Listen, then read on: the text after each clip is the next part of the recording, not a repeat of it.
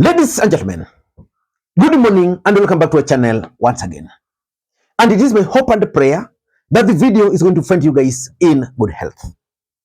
Personally, I am fine, as you can see. Kisumu is fantastic, and maybe you could also let me know where you're watching the video from. The county or the country, in case you are out of the republic. Ladies and gentlemen, something very interesting took place yesterday in Murang'a. William Ruto's allies found it very rough during the burial of an MCA from the area.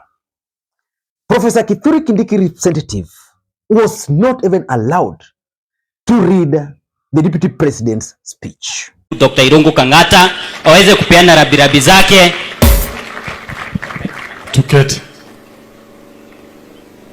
the family of late Makwiny, the leadership of the county led by the Senator Joho Nyuto, and he confirmed, Mheshimiwa Joho Nyuto, you supported Mark very strongly, together with the former Deputy President Rigathi. The Speaker, members of the County Assembly, the leadership of UDA, the family na kila mtu kaini mwega hede shiothe gwereto kuma na message ya Deputy President dio kanu inayo sawa ekodiri hakui neke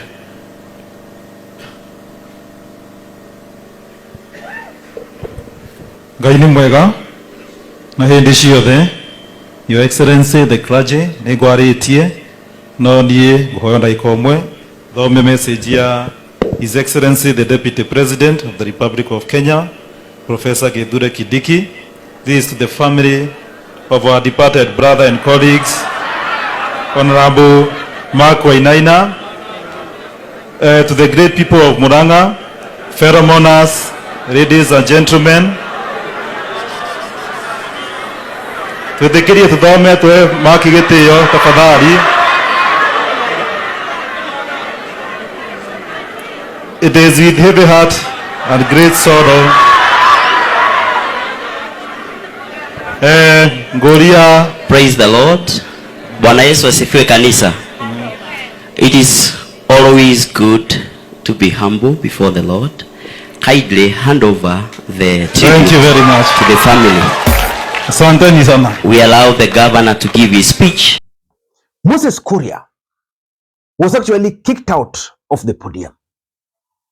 But interestingly, the allies of Rigathi Gachagua received wild cheers from the mourners. But there's a particular speech that caught my attention, especially how the audience reacted to the speech. The speech by one of Rigathi Gachagua's key ally, the Senator for Murang'a, Joho Nyuto. Joho Nyuto was widely cheered while lecturing William Ruto like a child. And I asked myself, is this really the mountain which voted for William Ruto just a few years ago to the last man? I asked myself that simple question. In this video, I want us to do a critical analysis about the speech by Joho Nyuto and why the audience cheered him widely as he lectured William Ruto like a child. But first of all, let us begin the video by playing the clip of Joho Nyuto. I want you to pay very close attention, especially the reaction of the audience. UDA fraternity is here. I think it's important for me to tell them a thing or two. I'm elected on UDA as the senator of this great county. And this is a party that we believe in. This is a party that we believed in. But this is a party that has started isolating some of us. It is important that this be known, that we want to continue as one party where we appreciate one another. Number two, it's important. We are Africans. Watu wa UDA walipokuja hapa wote, nilikuwa natazama kama kuna mzungu hata mmoja. Nikaona wote ni wa Afrika wenzangu. Kiafrika mtu akifa ama angolewe kutoka kiti fulani, tunachukua muda kabla ya kumteua mwingine. It was very sad to see UDA meet basically 1 week after they threw out the second deputy president of the Republic of Kenya, to see them replacing him within a week. I mean, what is wrong with us? We are Africans. We should have given it some time in order for people to heal, then we replace Rigi. Sisi ni Waafrika, na tafadhali ni lazima tukae kama Waafrika. Mwafrika haendi siku ya kwanza, siku ya pili ati unaenda pale unaleta a replacement. That was embarrassing. Na kwa hivyo ni vizuri tutengeneze mambo haya kama chama cha UDA. Na nimesikiliza vizuri wakileta rabi za the chair of UDA, Governor Cecily Barire. And we have a lot of respect for Governor Cecily Barire. But tell her we heard what she said on Sunday in Embu. Na sisi hatutaki mtu anayegawanya watu wetu. Amesimama pale akasema ati barabara Murang'a zimejaa lami. Hii barabara mliotumia kuingia hapa imejaa lami kweli? Kwa hivyo tafadhali tusidanganye wananchi wetu kuwagawanya. Na mlima ni moja, hatuna east and west. Ni vizuri julikane hivyo, tusigawanye watu wetu. Pili nimesikia rabi pia za mheshimiwa Sudi. Na tunamshukuru kwa 1500 ambazo ametumia familia ya Mark. Aende ambiwe tumesema asante sana. Lakini aambiwe asidhubutu kabisa kuwatukana wachungaji wetu, mabishops wetu kama alivyofanya wakati bishops walisema mambo hayo. Kwa hivyo aambiwe aheshimu mabishops wetu wa Kikatoliki wa makanisa yote. Hata akitupatia fedha asidhani kwamba tukipata fedha zile sasa basi amepata ruhusa ya kutukana bishops wetu. Aambiwe hivyo tafadhali. Na aambiwe hatukufurahia kuchukua a statement that was issued by all the Catholic bishops in the country. Halafu akamchukua Muheria, Bishop wa Nyeri, akaanza kumtusi Muheria. We are not happy about that, and that must be said hapa tukiwa na heshima kuu. Ni lazima tushukuru na lazima tuheshimu viongozi wetu wa kikanisa. Mimi sitaki kusema mengi, namalizia, lakini niseme wabunge walio hapa, and mother, you are my fellow member of parliament. You know, our people do not know that our parliament is bicameral. We have the Senate and the National Assembly, and all of us are MPs. It was very embarrassing. Again, sisi tumekuwa tukiteta, kila mtu anateta anasema Adani, it's not, Adani ni watu ambao hatuwezi kuamini. The MPs walikuwa wanateta wanasema Adani ni nzuri, Adani ni nzuri.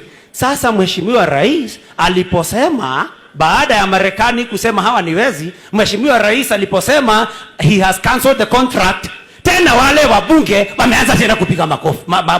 Sasa sisi tunashindwa, tunaelekea wapi? Rais akisema Adani ni nzuri, Raila akisema ni nzuri, mnapiga makofi. Rais akisema nimegundua hawa watu si wazuri, tena mnapiga makofi. Sasa tunaelekea wapi jameni, kama wabunge? Kwa hivyo sisi tunamalizia hapo, na niseme kama alivyosema Richi, tunashukuru sana mbunge wetu Dindi Nyoro. Hakushirikiana na wengine kumchinja Rigathi Gachagua, mtu ambaye hakuwa na hatia yoyote. Na kwa hivyo tunamshukuru, na sisi tumesema na tumeamua tutakaa gangari na haki zetu hatutakubali kamwe ziweze kutupiliwa mbali ama tukose kuheshimika. Mimi bado ni mwanachama wa UDA, nimechaguliwa na UDA, tunaendelea kuombea UDA, lakini lazima tuingize mambo mazuri katika UDA. We thank the president for the milestones made. We thank the president for the many achievements. But please, we are not happy about abductions of our people, and we are very concerned about police wearing hoods when they are coming to arrest our people. This country is for all of us, and all of us have rights. Na Mungu amlaze Mark rafiki wetu mahali pema peponi. Asante. That's Murang'a Senator lecturing William Ruto like a child. And you can clearly tell from the audience their reaction. You can't compare to their reaction when they were stopping the representative of Professor Kithure Kindiki from reading his speech. What has changed in the mountain.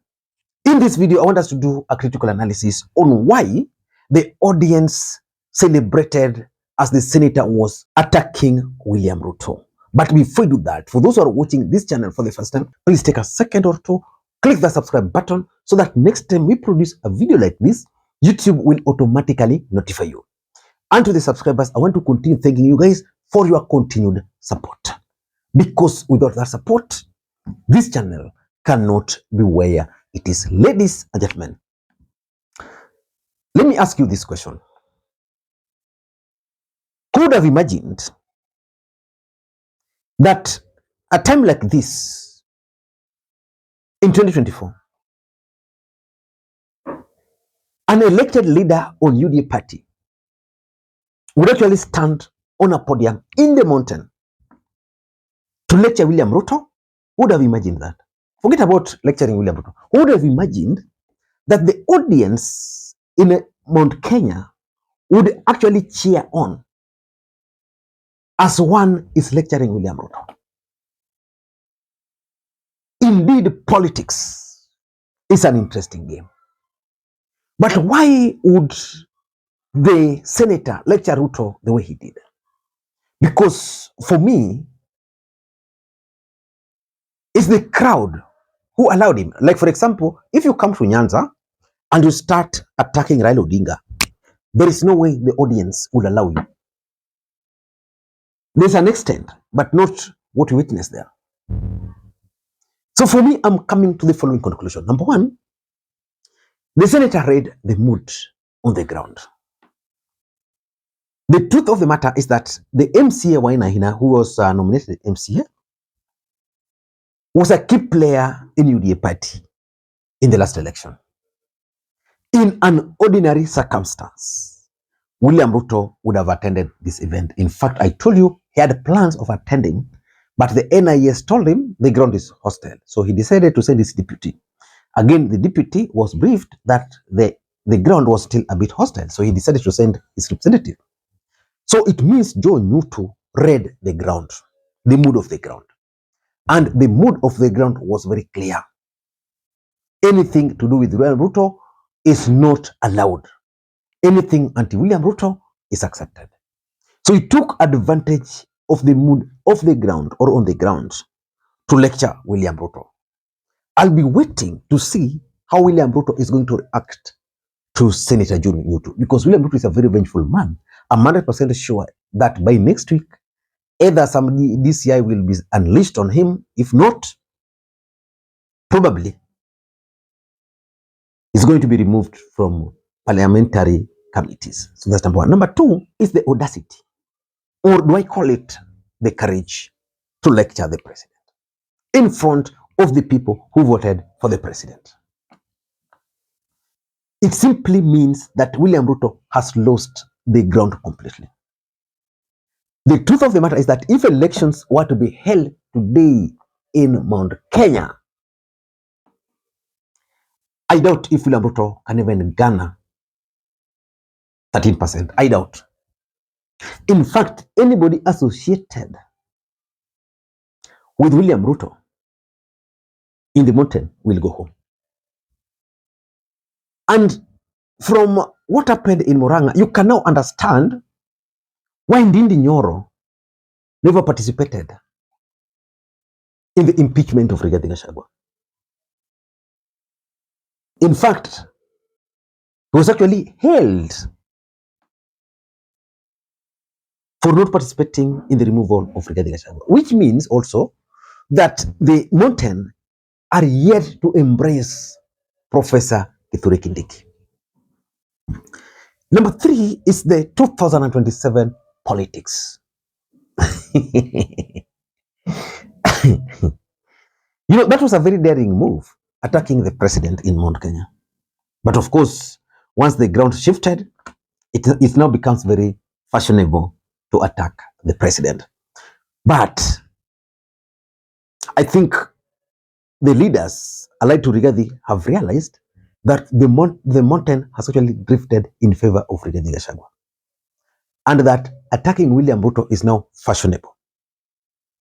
And I can assure you, moving forward, we will continue seeing more leaders attacking William Ruto from the mountain. That's a fact. Moving forward, more leaders will start attacking William Ruto from the mountain. Because now attacking Ruto, just like attacking Uhuru Kenyatta and Raila Odinga during their era with Ruto was fashionable, that's exactly what is going to happen in the mountain. In fact, I was reading the mood of the church leaders there. I think the church leaders also read the mood of the crowd, and they were totally anti-William Ruto's allies. And lastly, Rigathi Gachagua has actually succeeded in his bid of becoming the next kingpin of the mountain. I'm still not very sure whether IBC can actually clear Rigathi Gachagua to contest for the presidency in 2027. But if IBC were to clear Rigathi Gachagua to contest for the presidency, because once you are impeached, you can't contest, I can assure you that the mountain is going to be locked. Rigathi is going to lock the mountain. I'm not saying he can become the president, but if he were on the ballot, the entire Mount Kenya will vote for Rigathi Gachagua. Which would mean Rigathi Gachagua is going to be a major force post 2027 because he's going to have members of parliament who are allied to him. Ladies and gentlemen, that's my take. Until next time, this is Makwiny. Bye-bye.